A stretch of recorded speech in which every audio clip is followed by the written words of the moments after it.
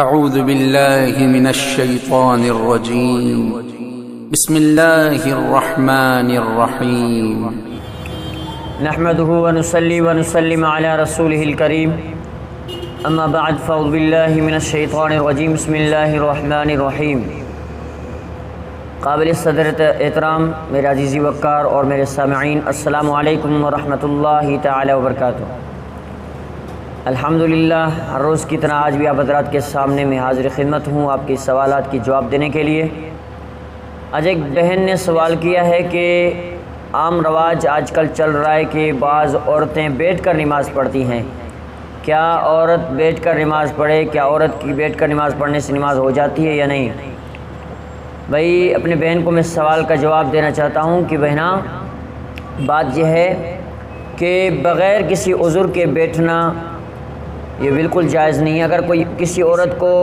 حمل کی وجہ سے یا کہ کسی بھی بیماری کی وجوہ کی بنا پر عورت کو تکلیف ہوتی ہے، وہ بیٹھ کر نماز پڑھتی ہے، اٹھ نہیں سکتی ہے، تو بصورت اس کی وہ عورت بیٹھ سکتی ہے۔ ہاں، بغیر عذر کے اگر کوئی بھی عورت بیٹھ کر نماز پڑھے گی تو وہ درست نہیں ہے، اور ایسی صورت میں اس عورت کی نماز بھی نہیں ہوگی۔ پھر ایک سائل نے سوال کیا کہ بھئی ہم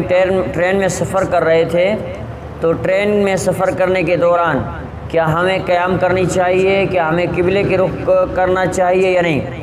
تو بھائی سائل کا سوال کا جواب یہ ہے کہ اگر آپ ٹرین میں سفر کر رہے ہو تو بصورت اس کے اگر اٹھ سکتے ہو، کھڑے ہونے کی اگر آپ کے اندر سکت ہے تو آپ کھڑے ہو کر نماز پڑھیں، لیکن اسی صورت میں آپ کو قبلے کی رخ اختیار کرنا ضروری ہے، بصورت اس کے کہ آپ کو قبلے کا رخ معلوم ہو۔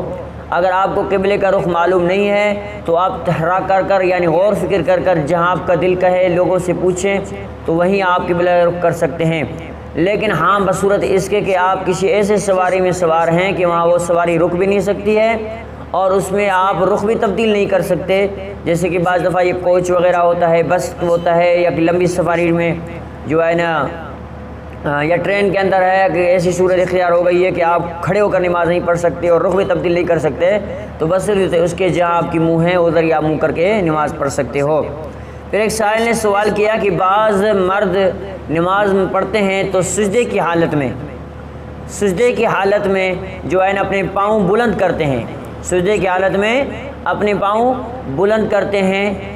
یا اول میں یا آخر میں، تو کیا اس صورت میں نماز ہو جاتی ہے یا نہیں؟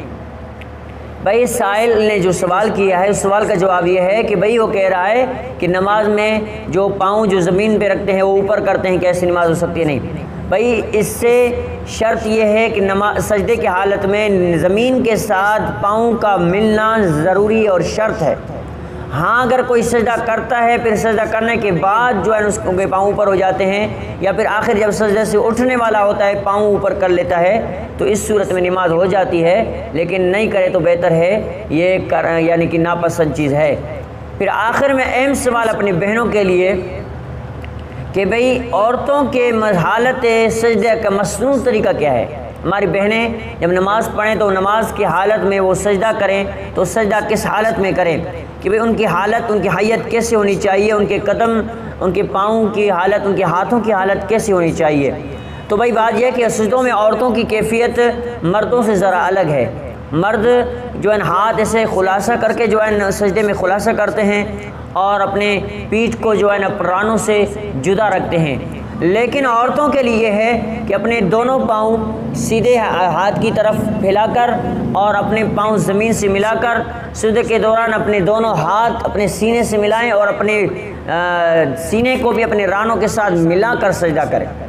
اپنے سینے کو بھی اپنے رانوں کے ساتھ ملا کر سجدہ کرے۔ ایسی صورت میں اختیار سجدہ کرے کہ جس سے پردہ ہو جائے، یعنی بالکل حالت حیت میں عورت کا بالکل پردہ ہو جائے، تو ایسی صورت میں عورت کا جو ہے نا سجدہ بالکل درست ہے۔ ہاں، اگر کوئی عورت مردوں کی طرح سجدہ کرتی ہے تو اس صورت میں نماز ہو جاتی ہے، انہیں کی نماز نہیں ہوگی، لیکن عورت کا جو مصنون طریقہ ہے، مستحب طریقہ ہے اور صحیح طریقہ ہے، کیفیت حالت اچھی طریقہ ہے، تو یہی ہے کہ اپنے سینے کو رانوں کے ساتھ اچھی طرح سے ملائے